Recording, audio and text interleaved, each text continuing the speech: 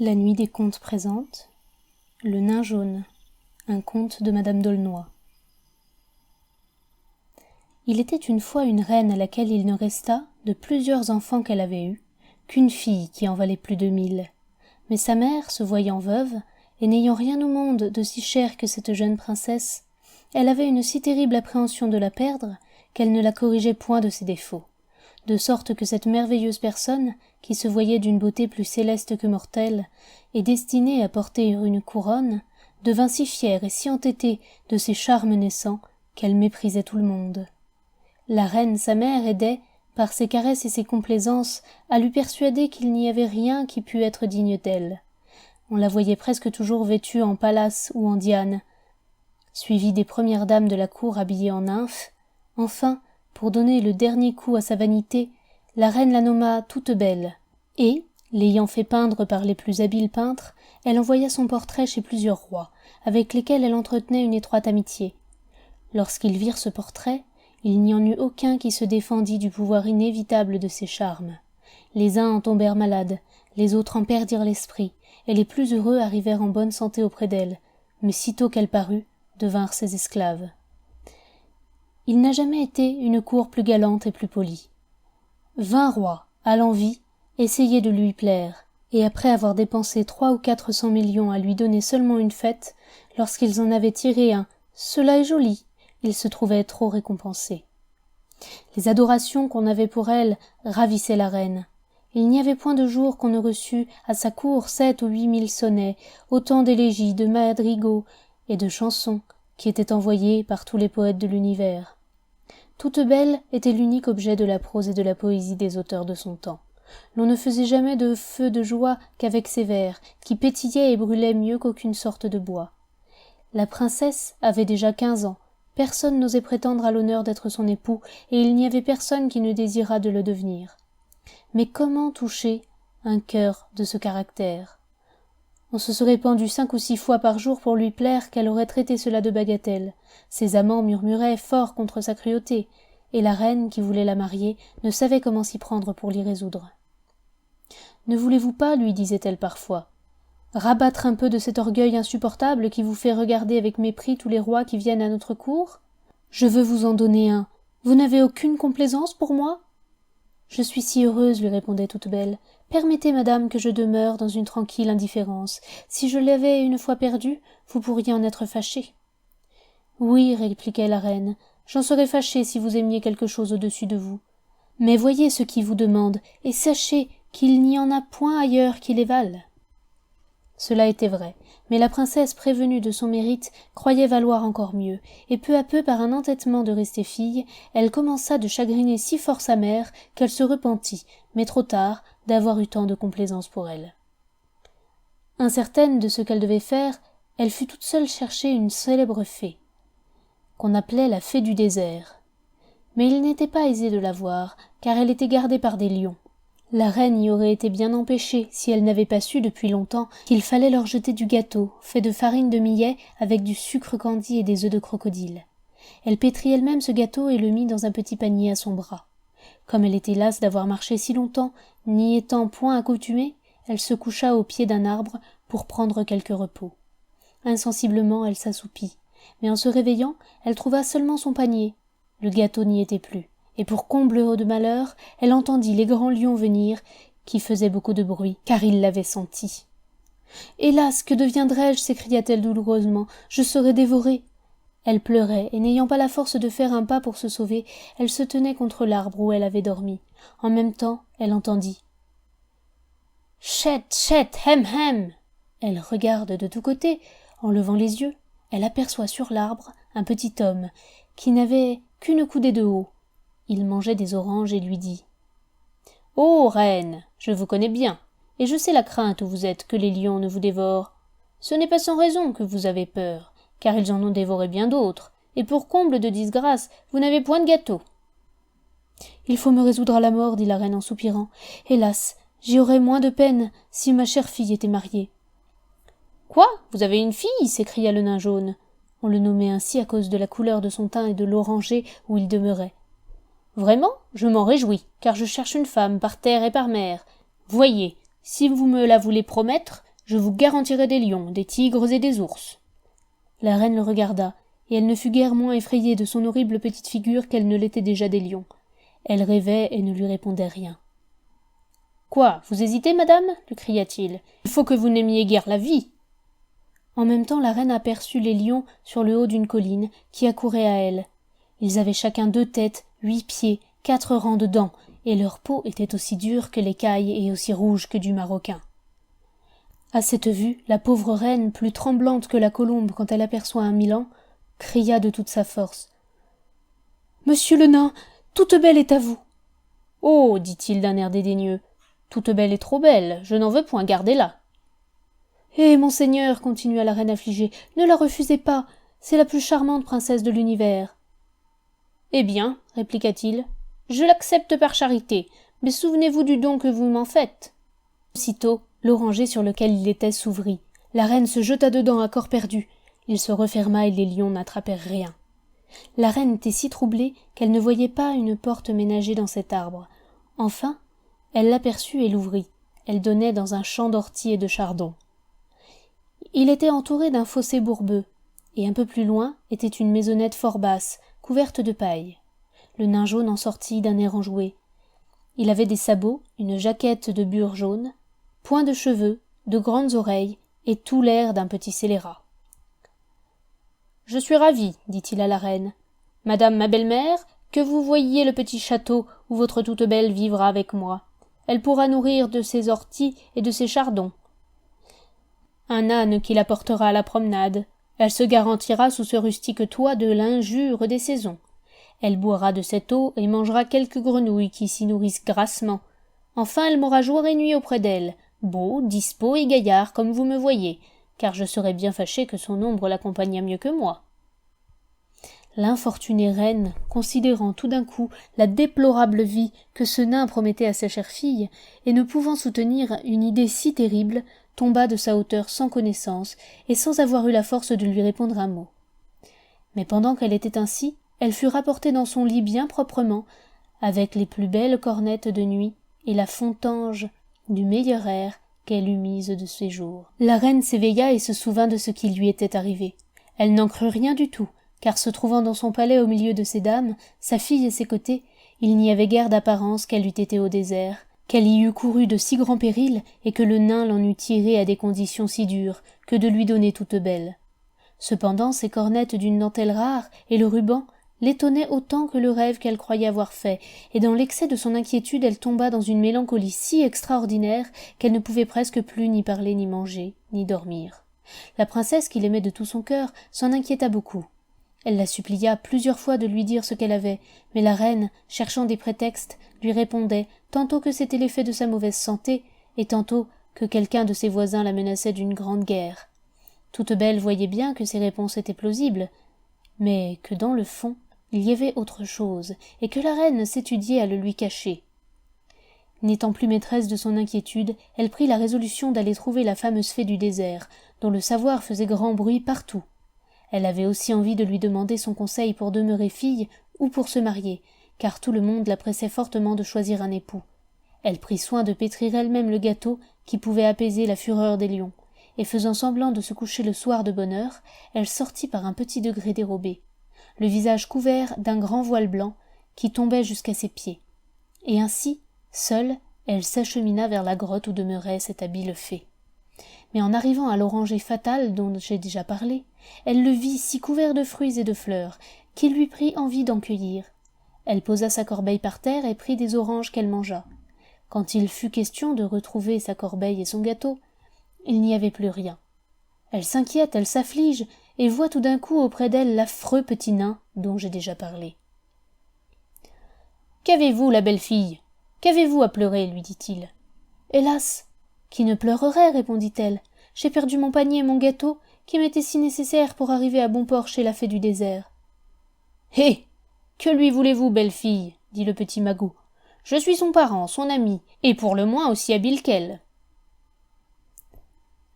La reine ma mère, répliqua la princesse, est tombée depuis quelque temps dans une affreuse tristesse, qui me fait tout craindre pour sa vie. J'ai dans l'esprit que j'en suis peut-être la cause, car elle souhaite de me marier. Je vous avoue que je n'ai encore rien trouvé digne de moi. Toutes ces raisons m'engagent à vouloir parler à la fée. »« N'en prenez point la peine, princesse, lui dit le nain. Je suis plus propre qu'elle à vous éclairer sur ces choses. La reine, votre mère, a du chagrin de vous avoir promise en mariage. »« La reine m'a promise, dit-elle en l'interrompant. Ah, sans doute vous vous trompez. Elle me l'aurait dit. Et j'y ai trop d'intérêt pour qu'elle m'engage sans mon consentement. »« Belle princesse, lui dit le nain en se jetant tout d'un coup à ses genoux, je me flatte que ce choix ne vous déplaira point, quand je vous aurais dit que c'est moi qui suis destinée à ce bonheur. »« Ma mère vous veut donc pour gendre ?» s'écria toute belle en reculant quelques pas. « Est-il une folie semblable à la vôtre ?»« Je me soucie fort peu, dit le nain en colère, de cet honneur. Voici les lions qui s'approchent. En 3 coups de dents, ils m'auront vengé de votre injuste mépris. » En même temps, la pauvre princesse les entendit qui venaient avec de longs hurlements. « Que vais-je devenir » s'écria-t-elle. « Quoi, je finirai donc ainsi mes beaux jours ?» Le méchant nain jaune la regardait, et riant dédaigneusement. « Vous aurez au moins la gloire de mourir fille, lui dit-il, et de ne pas mésallier votre éclatant mérite avec un misérable nain tel que moi. »« De grâce, ne vous fâchez pas, lui dit la princesse en joignant ses belles mains. « J'aimerais mieux épouser tous les nains de l'univers que de périr d'une manière si affreuse. »« Regardez-moi bien, princesse, avant que de me donner votre parole, répliqua-t-il, car je ne prétends pas vous surprendre. »« Je vous ai regardé de reste, lui dit-elle. Les lions approchent, ma frayeur augmente. Sauvez-moi, sauvez-moi, ou la peur m'en fera mourir. » Effectivement, elle n'avait pas achevé ces mots qu'elle tomba évanouie. Et sans savoir comment, elle se trouva dans son lit avec le plus beau linge du monde, les plus beaux rubans, et une petite bague faite d'un seul cheveu roux, qui tenait si fort qu'elle se serait plutôt arraché la peau qu'elle ne l'aurait ôté de son doigt. Quand la princesse vit toutes ces choses et qu'elle se souvint de ce qui s'était passé la nuit, elle tomba dans une mélancolie qui surprit et qui inquiéta toute la cour. La reine en fut plus alarmée que personne. Elle lui demanda 100 et 100 fois ce qu'elle avait. Elle s'opiniâtre à lui cacher son aventure. Enfin, les États du royaume, impatients de voir leur princesse mariée, s'assemblèrent et vinrent ensuite trouver la reine pour la prier de lui choisir au plus tôt un époux. Elle répliqua qu'elle ne demandait pas mieux, mais que sa fille y témoignait tant de répugnance qu'elle leur conseillait de l'aller trouver et de la haranguer. Ils y furent sur-le-champ. Toute belle avait bien rabattu de sa fierté depuis son aventure avec le nain jaune. Elle ne comprenait pas de meilleur moyen pour se tirer d'affaire que de se marier à quelque grand roi, contre lequel ce petit magot ne serait pas en état de disputer une conquête si glorieuse. Elle répondit donc plus favorablement que l'on ne l'avait espéré, qu'encore qu'elle se fût estimée heureuse de rester fille toute sa vie. Elle consentirait à épouser le roi des mines d'or. C'était un prince très puissant et très bien fait, qu'il aimait avec la dernière passion depuis quelques années, et qui jusqu'alors n'avait pas eu lieu de se flatter d'aucun retour. Il est aisé de juger de l'excès de sa joie lorsqu'il apprit de si charmantes nouvelles, et de la fureur de tous ses rivaux de perdre pour toujours une espérance qui nourrissait leur passion. Mais toute belle ne pouvait pas épouser 20 rois. Elle avait eu bien de la peine d'en choisir un, car sa vanité ne se démentait point, et elle était fort persuadée que personne au monde ne pouvait lui être comparable. On prépara toutes les choses nécessaires pour la plus grande fête de l'univers. Le roi des mines d'or fit venir des sommes si prodigieuses que toute la mer était couverte des navires qui les apportaient. L'on envoya dans les cours les plus polies et les plus galantes, et particulièrement à celles de France, pour avoir ce qu'il y avait de plus rare, afin de parer la princesse. Elle avait moins besoin qu'une autre des ajustements qui relèvent la beauté. La sienne était si parfaite qu'il ne s'y pouvait rien ajouter, et le roi des mines d'or, se voyant sur le point d'être heureux, ne quittait plus cette charmante princesse.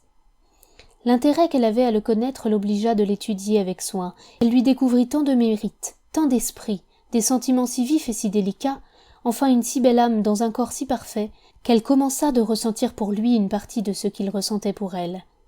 Quels heureux moments pour l'un et pour l'autre, lorsque dans les plus beaux jardins du monde, ils se trouvaient en liberté de se découvrir toute leur tendresse. Ces plaisirs étaient souvent secondés par ceux de la musique. Le roi, toujours galant et amoureux, faisait des vers et des chansons pour la princesse. En voici une qu'elle trouva fort agréable. Ces bois, en vous voyant, sont parés de feuillage, et ces prés font briller leurs charmantes couleurs. Le zéphyr sous vos pas fait éclore les fleurs. Les oiseaux amoureux redoublent leur ramage. Dans ce charmant séjour, tout rit, tout reconnaît la fille de l'amour. L'on était au comble de la joie. Les rivaux du roi, désespérés de sa bonne fortune, avaient quitté la cour.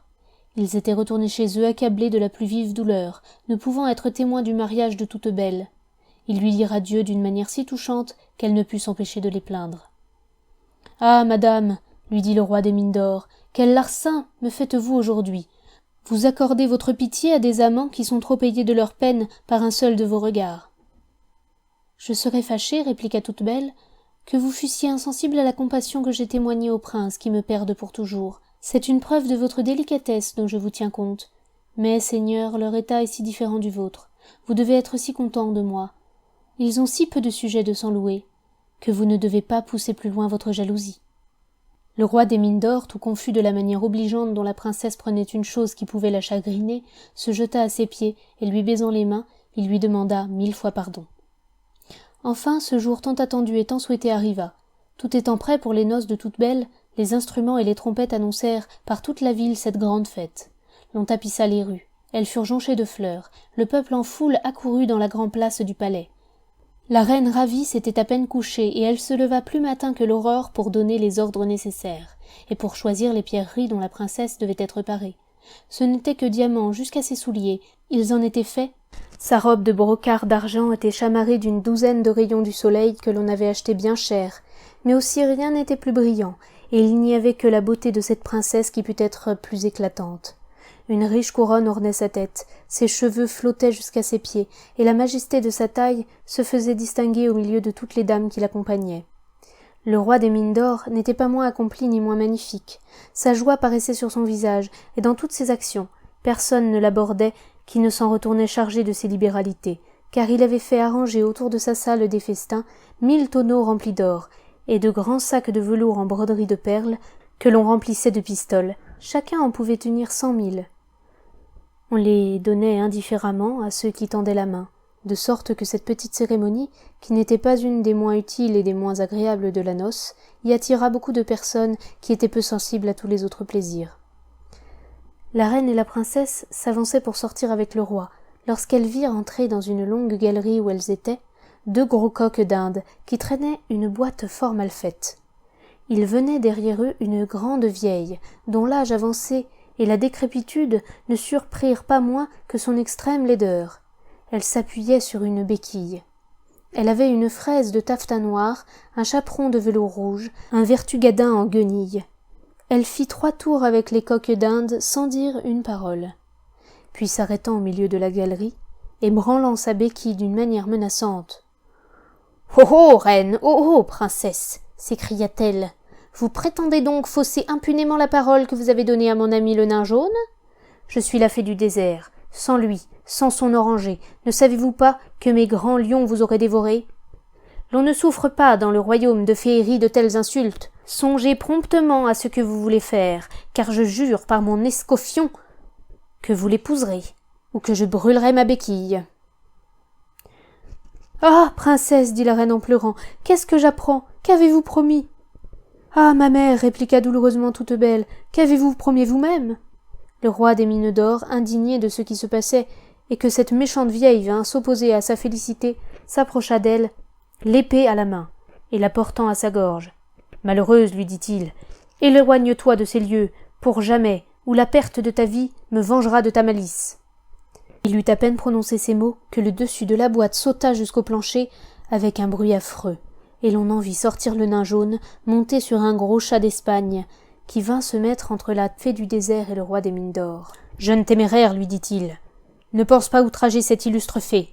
C'est à moi seul que tu as affaire. Je suis ton rival, je suis ton ennemi. L'infidèle princesse qui veut se donner à toi m'a donné sa parole et reçu la mienne. Regarde si elle n'a pas une bague d'un de mes cheveux. Tâche de la lui ôter, et tu verras, ce petit essai que ton pouvoir est moindre que le mien. »« Misérable monstre, lui dit le roi, as-tu bien la témérité de te dire l'adorateur de cette divine princesse et de prétendre à une possession si glorieuse ? Songes-tu que tu es un magot, dont l'hideuse figure fait mal aux yeux, et que je t'aurais déjà ôté la vie si tu étais digne d'une mort si glorieuse ?» Le nain jaune offensé jusqu'au fond de l'âme appuya l'éperon dans le ventre de son chat, qui commença un miaulis épouvantable. Et sautant de çà et de là, il faisait peur à tout le monde. Or au brave roi, qui serrait le nain de près, quand il tira un large coutelas dont il était armé. Et, défiant le roi au combat, Il descendit dans la place du palais avec un bruit étrange. Le roi Courroucé le suivit à grands pas. À peine furent-ils vis-à-vis l'un de l'autre et de toute la cour sur des balcons, que le soleil, devenant tout d'un coup aussi rouge que s'il eût été ensanglanté, il s'obscurcit à tel point qu'à peine se voyait-on. Le tonnerre et les éclairs semblaient vouloir abîmer le monde, et les deux coqs d'Inde parurent aux côtés du mauvais nain, comme deux géants, plus hauts que des montagnes, qui jetaient le feu par la bouche et par les yeux, avec une telle abondance que l'on eût cru que c'était une fournaise ardente. Toutes ces choses n'auraient point été capables d'effrayer le cœur magnanime du jeune monarque. Il marquait une intrépidité dans ses regards et dans ses actions, qui rassurait tous ceux qui s'intéressaient à sa conservation et qui embarrassait peut-être bien le nain jaune. Mais son courage ne fut pas à l'épreuve de l'état où il aperçut sa chère princesse lorsqu'il vit la fée du désert, coiffée en Tisiphone, sa tête couverte de longs serpents, montée sur un griffon ailé, armée d'une lance dont elle la frappa si rudement qu'elle la fit tomber entre les bras de la reine toute baignée de son sang. Cette tendre mère, plus blessée du coup que sa fille ne l'avait été, poussa des cris et fit des plaintes que l'on ne peut représenter. Le roi perdit alors son courage et sa raison. Il abandonna le combat et courut vers la princesse pour la secourir, ou pour expirer avec elle. Mais le nain jaune ne lui laissa pas le temps de s'en approcher. Il s'élança avec son chat espagnol dans le balcon où elle était. Il l'arracha des mains de la reine et de celles de toutes les dames, puis sautant sur le toit du palais, il disparut avec sa proie. Le roi, confus et immobile, regardait avec le dernier désespoir une aventure si extraordinaire, et à laquelle il était assez malheureux de ne pouvoir apporter aucun remède. Quand pour comble de disgrâce, il sentit que ses yeux se couvraient, qu'il perdait la lumière, et que quelqu'un d'une force extraordinaire l'emportait dans le vaste espace de l'air. Que de disgrâce! Amour, cruel amour, est-ce ainsi que tu traites ceux qui te reconnaissent pour leur vainqueur? Cette mauvaise fée du désert, qui était venue avec le nain jaune pour le seconder dans l'enlèvement de la princesse, eut à peine vu le roi des mines d'or, que son cœur barbare devenait sensible au mérite de ce jeune prince. Elle en voulut faire sa proie, et l'emporta au fond d'une affreuse caverne, où elle le chargea de chaînes qu'elle avait attachées à un rocher. Elle espérait que la crainte d'une mort prochaine lui ferait oublier toute belle, et l'engagerait de faire ce qu'elle voudrait. Dès qu'elle fut arrivée, elle lui rendit la vue, sans lui rendre la liberté, et empruntant de l'art de féerie les grâces et les charmes que la nature lui avait refusés, elle parut devant lui comme une aimable nymphe que le hasard conduisait dans ces lieux. « Que vois-je » s'écria-t-elle. « Quoi, c'est vous, prince charmant? Quelle infortune vous accable et vous retient dans un si triste séjour ?» Le roi, déçu par des apparences si trompeuses, lui répliqua. « Hélas, belle nymphe, j'ignore ce que me veut la furie infernale qui m'a conduit ici. Bien qu'elle m'ait ôté l'usage de mes yeux lorsqu'elle m'a enlevé, et qu'elle n'ait point paru depuis, je n'ai pas laissé de reconnaître au son de sa voix que c'est la fée du désert. »« Ah, Seigneur, s'écria la fausse nymphe, si vous êtes entre les mains de cette femme, vous n'en sortirez point qu'après l'avoir épousée. Elle a fait ce tour à plus d'un héros, et c'est la personne du monde la moins traitable sur ses entêtements. » Pendant qu'elle feignait de prendre beaucoup de part à l'affliction du roi, il aperçut les pieds de la nymphe, qui étaient semblables à ceux d'un griffon. C'était toujours à cela qu'on reconnaît la fée dans ses différentes métamorphoses, car à l'égard de ce griffonnage, elle ne pouvait le changer. Le roi n'en témoigna rien, et lui parlant sur un ton de confidence. « Je ne sens aucune aversion, lui dit-il, pour la fée du désert, mais il ne m'est pas supportable qu'elle protège le nain jaune contre moi, et qu'elle me tienne enchaîné comme un criminel. Que lui ai-je fait? J'ai aimé une princesse charmante, mais si elle me rend la liberté, je sens bien que la reconnaissance m'engagera à n'aimer qu'elle. » « Parlez-vous sincèrement » lui dit la nymphe, déçue. « N'en doutez pas, répliqua le roi, je ne sais point l'art de feindre, et je vous avoue qu'une fée peut flatter davantage ma vanité qu'une simple princesse, mais quand je devrais mourir d'amour pour elle, je lui témoignerai toujours de la haine, jusqu'à ce que je sois maître de ma liberté. » La fée du désert, trompée par ces paroles, prit la résolution de transporter le roi dans un lieu aussi agréable que cette solitude était affreuse, de manière que, l'obligeant à monter dans son chariot où elle avait attaché des cygnes, au lieu de chauve-souris qui le conduisait ordinairement, elle vola d'un pôle à l'autre. Mais que devint ce prince lorsqu'en traversant ainsi le vaste espace de l'air, il aperçut sa chère princesse dans un château tout d'acier, dont les murs frappés par les rayons du soleil faisaient des miroirs ardents qui brûlaient tous ceux qui voulaient en approcher. Elle était dans un bocage, couchée sur le bord d'un ruisseau, une de ses mains sous sa tête, et de l'autre elle semblait essuyer ses larmes. Comme elle levait les yeux vers le ciel, pour lui demander quelque secours, elle vit passer le roi avec la fée du désert, qui, ayant employé l'art de féerie où elle était experte, pour paraître belle aux yeux du jeune monarque, parut en effet à ceux de la princesse la plus merveilleuse personne du monde. « Quoi » s'écria-t-elle, « ne suis-je donc pas assez malheureuse dans cet inaccessible château d'où l'affreux nain jaune m'a transportée? Faut-il que pour comble de disgrâce le démon de la jalousie vienne me persécuter? Faut-il que par une aventure si extraordinaire j'apprenne l'infidélité du roi de mine d'or? Il a cru, en me perdant de vue, être affranchi de tous les serments qu'il m'a faits. Mais qui est cette redoutable rivale, dont la fatale beauté surpasse la mienne ?» Pendant qu'elle parlait ainsi, l'amoureux roi ressentit une peine mortelle de s'éloigner avec tant de vitesse du cher objet de ses vœux. S'il avait moins connu le pouvoir de la fée, il aurait tout tenté pour se séparer d'elle, soit en lui donnant la mort, ou par quelque autre moyen que son amour et son courage lui auraient fourni. Mais que faire contre une personne si puissante? Il n'y avait que le temps et l'adresse qui pussent le retirer de ses mains. La fée avait aperçu Toute-Belle, et cherchait dans les yeux du roi à pénétrer l'effet que cette vue aurait produit sur son cœur. « Personne ne peut mieux que moi vous apprendre, lui dit-il, ce que vous voulez savoir. La rencontre imprévue d'une princesse malheureuse, et pour laquelle j'avais de l'attachement, avant d'en prendre pour vous, m'a un peu ému. Mais vous êtes si fort au-dessus d'elle dans mon esprit, que j'aimerais mieux mourir que de vous faire une infidélité. » « Ah, prince, lui dit-elle, puis-je me flatter de vous avoir inspiré des sentiments si avantageux en ma faveur? »« Le temps vous en convaincra, madame, lui dit-il, mais si vous vouliez me convaincre que j'ai quelque part dans vos bonnes grâces, ne me refusez point votre secours pour Toute-Belle. »« Pensez-vous à ce que vous me demandez ?» lui dit la fée, en fronçant le sourcil et le regardant de travers. « Vous voulez que j'emploie ma science contre le nain jaune, qui est mon meilleur ami, que je retire de ses mains une orgueilleuse princesse, que je ne puis regarder que comme ma rivale ?» Le roi soupira sans rien répondre. Qu'aurait-il répondu à cette pénétrante personne?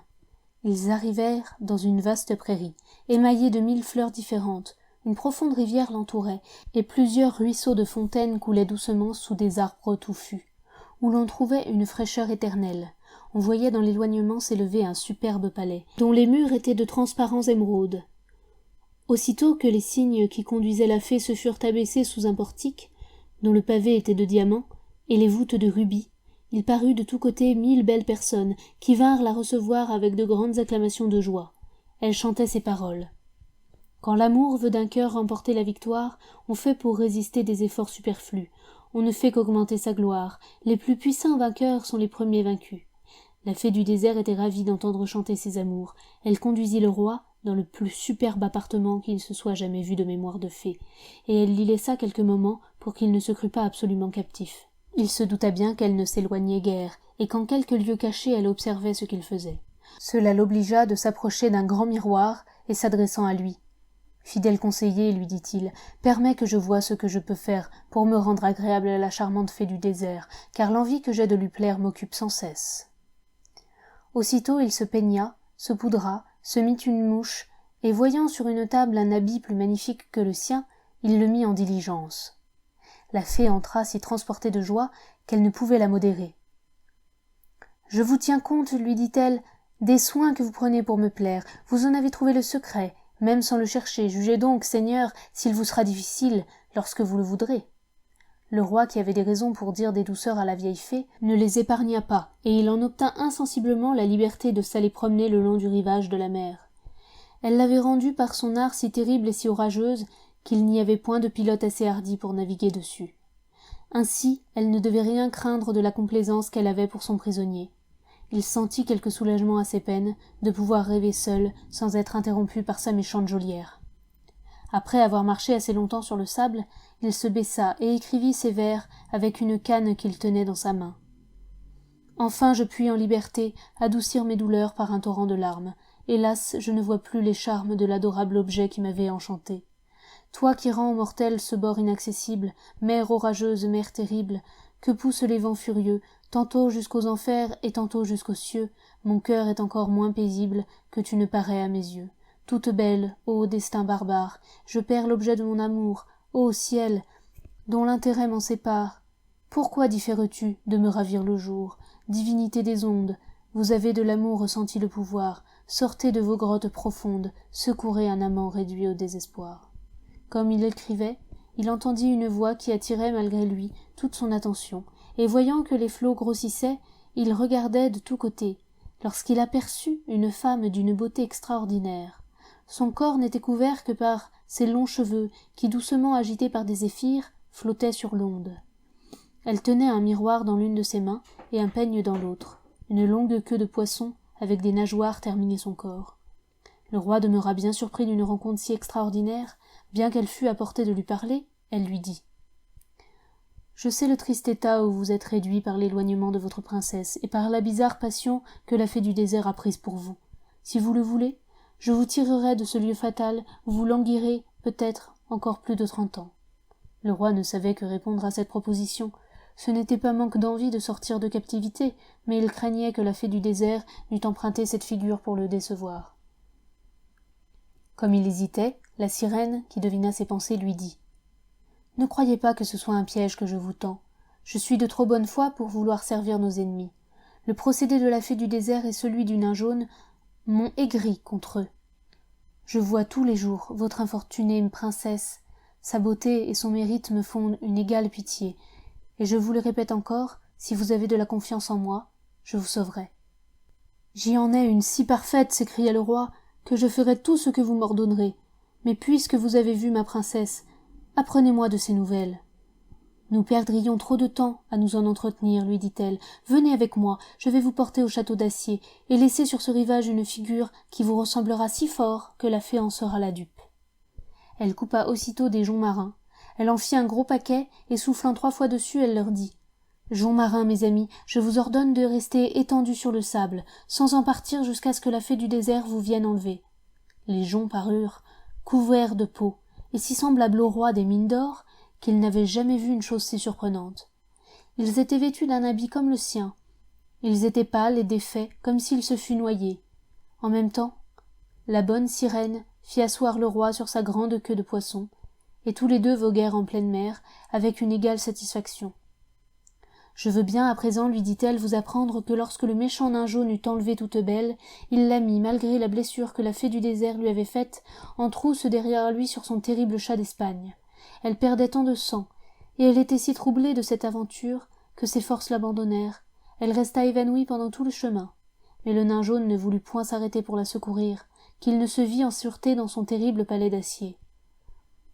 Il y fut reçu par les plus belles personnes du monde, qu'il y avait transportées. Chacune à l'envie lui marqua son empressement pour servir la princesse. Elle fut mise dans un lit de drap d'or, chamarré de perles plus grosses que des noix. « Ah !» s'écria le roi des mines d'or en interrompant la sirène, « il l'a épousée, je pâme, je me meurs. »« Non, lui dit-elle, seigneur, rassurez-vous, la fermeté de Toute-Belle la garantit des violences de cet affreux nain. »« Achevez donc, dit le roi. »« Qu'ai-je à vous dire davantage ?» continua la sirène. « Elle était dans le bois.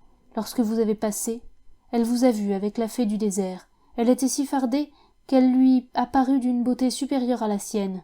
Son désespoir ne se peut comprendre, elle croit que vous l'aimez. »« Elle croit que je l'aime ? Juste Dieu !» s'écria le roi. « Dans quelle fatale erreur est-elle tombée, et que dois-je faire pour l'en détromper ?»« Consultez votre cœur, » répliqua la sirène avec un gracieux sourire. « Lorsque l'on est fortement engagé, l'on n'a pas besoin de conseils. » En achevant ces mots, ils arrivèrent au château d'Acier. Le côté de la mer était le seul endroit que le nain jaune n'avait pas revêtu de ces formidables murs qui brûlaient tout le monde. « Je sais fort bien, dit la sirène au roi, que Toute-Belle est au bord de la même fontaine où vous la vîtes en passant.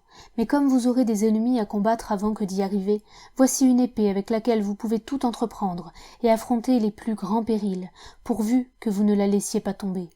Adieu, je vais me retirer sous le rocher que vous voyez. Si vous avez besoin de moi pour vous conduire plus loin avec votre chère princesse, je ne vous manquerai pas, car la reine sa mère est ma meilleure amie, et c'est pour la servir que je suis venue vous chercher. » En achevant ces mots, elle donna au roi une épée faite d'un seul diamant. Les rayons du soleil brillent moins. Il en comprit toute l'utilité, et ne pouvant trouver des termes assez forts pour lui marquer sa reconnaissance, il la pria d'y vouloir suppléer, en imaginant ce qu'un cœur bien fait est capable de ressentir pour de si grandes obligations. Il faut dire quelque chose de la fée du désert. Comme elle ne vit point revenir son aimable amant, elle se hâta de l'aller chercher. Elle fut sur le rivage avec 100 filles de sa suite, toutes chargées de présents magnifiques pour le roi. Les unes portaient de grandes corbeilles remplies de diamants, les autres des vases d'or d'un travail merveilleux. Plusieurs de l'ambre gris, du corail et des perles.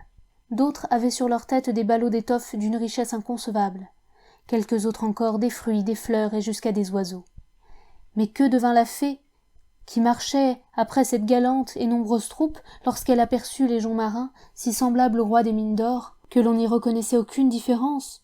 À cette vue, frappée d'étonnement et de la plus vive douleur, elle jeta un cri si épouvantable qu'il pénétra les cieux, fit trembler les monts et retentit jusqu'aux enfers.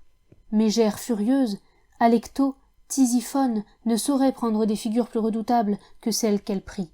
Elle se jeta sur le corps du roi, elle pleura, elle hurla, elle mit en pièces 50 des plus belles personnes qui l'avaient accompagnée, les immolant au mâne de ce cher défunt. Ensuite, elle appela 11 de ses sœurs qui étaient fées comme elle, les priant de lui aider à faire un superbe mausolée à ce jeune héros. Il n'y en eut pas une qui ne fût la dupe des joncs marins. Cet événement est assez propre à surprendre, car les fées savaient tout, mais l'habile sirène en savait encore plus qu'elle. Pendant qu'elle fournissait le porphyre, le jaspe, l'agate et le marbre, les statues, les devises, l'or et le bronze, pour immortaliser la mémoire du roi qu'elle croyait mort, il remerciait l'aimable sirène, la conjurant de lui accorder sa protection. Elle s'y engagea de la meilleure grâce du monde et disparut à ses yeux. Il n'eut plus rien à faire qu'à s'avancer vers le château d'acier. Ainsi guidé par son amour, il marcha à grands pas, regardant d'un œil curieux s'il apercevrait son adorable princesse, mais il ne fut pas longtemps sans occupation. 4 sphinx terribles l'environnèrent, et jetant sur lui leurs griffes aiguës, il l'aurait mis en pièces si l'épée de diamant n'avait commencé à lui être aussi utile que la sirène l'avait prédit. Il la fit à peine briller aux yeux de ces monstres qu'ils tombèrent sans force à ses pieds. Il donna à chacun un coup mortel, puis s'avançant encore, il trouva 6 dragons couverts d'écailles plus difficiles à pénétrer que le fer. Quelque effrayante que fût cette rencontre, il demeura intrépide, et se servant de sa redoutable épée, il n'y en eut pas un qu'il ne coupa par la moitié. Il espérait avoir surmonté les plus grandes difficultés, quand il lui en survint une bien embarrassante. 24 nymphes, belles et gracieuses, vinrent à sa rencontre, tenant de longues guirlandes de fleurs dont elles lui fermaient le passage. « Où voulez-vous aller, Seigneur ?» lui dirent-elles. « Nous sommes commises à la garde de ces lieux. Si nous vous laissons passer, il en arriverait à vous et à nous des malheurs infinis. De grâce, ne vous opiniâtrez point. Voudriez-vous tremper votre main victorieuse dans le sang de 24 filles innocentes qui ne vous ont jamais causé de déplaisir ?» Le roi, à cette vue, demeura interdit et en suspens. Il ne savait à quoi se résoudre. Lui qui faisait profession de respecter le beau sexe et d'en être le chevalier à toute outrance, il fallait que dans cette occasion il se portât à le détruire. Mais une voix qu'il entendit le fortifia tout d'un coup. « Frappe, frappe, n'épargne rien, lui dit cette voix, ou tu perds ta princesse pour jamais. » En même temps, sans rien répondre à ces nymphes, il se jette au milieu d'elles, rompt leurs guirlandes, les attaque sans nul quartier et les dissipe en un moment. C'était un des derniers obstacles qu'il devait trouver. Il entra dans le petit bois où il avait vu toute belle. Elle y était au bord de la fontaine, pâle et languissante. Il l'aborde en tremblant, il veut se jeter à ses pieds, mais elle s'éloigne de lui avec autant de vitesse et d'indignation que s'il avait été le nain jaune. « Ne me condamnez pas sans m'entendre, madame, lui dit-il. Je ne suis ni infidèle ni coupable. Je suis un malheureux qui vous a déjà déplu sans le vouloir. »« Ah, barbare !» s'écria-t-elle. « Je vous ai vu traverser les airs avec une personne d'une beauté extraordinaire. Est-ce malgré vous que vous faisiez ce voyage ?»« Oui, princesse, lui dit-il, c'était malgré moi. La méchante fée du désert ne s'est pas contentée de m'enchaîner à un rocher. Elle m'a enlevé dans un char jusqu'à un des bouts de la terre, où je serais encore à languir sans le secours inespéré d'une sirène bienfaisante, qui m'a conduit jusqu'ici. Je viens, ma princesse, pour vous arracher des mains qui vous retiennent captive.